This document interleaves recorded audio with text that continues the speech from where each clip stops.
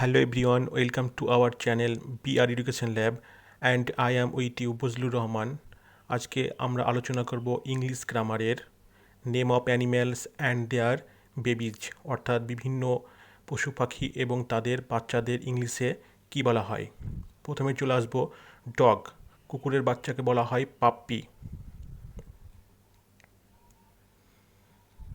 Cow, গরুদের বাচ্চাকে বলা হয় কাফ। এরপর আমরা চলে আসব ক্যাট, বিড়ালের বাচ্চাকে বলা হয় কিটেন।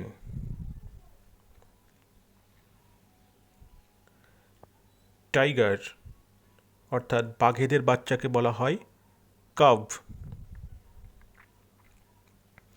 এরপরে আমরা আসব হেন, মুরগিদের বাচ্চাকে বলা হয় চিক।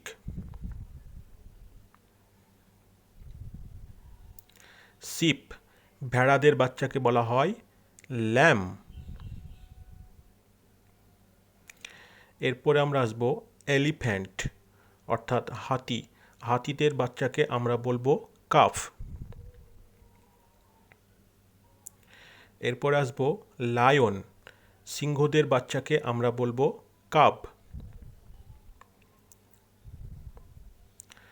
ডাক, হাঁসেদের বাচ্চাকে ইংলিশে বলা হয় ডাকলিং।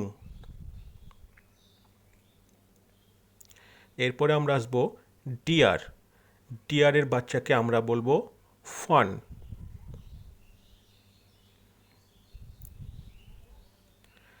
বিয়ার, ভাল্লুকদের বাচ্চাকে আমরা বলবো কাব।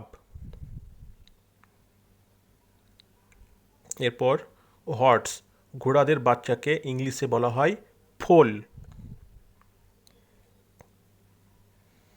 এরপর আমরা চলে আসব পিগ, শূকরের বাচ্চাকে ইংলিশে আমরা বলবো পিগলেট। গোট, ছাগল, ছাগলদের বাচ্চাকে আমরা বলবো কিড।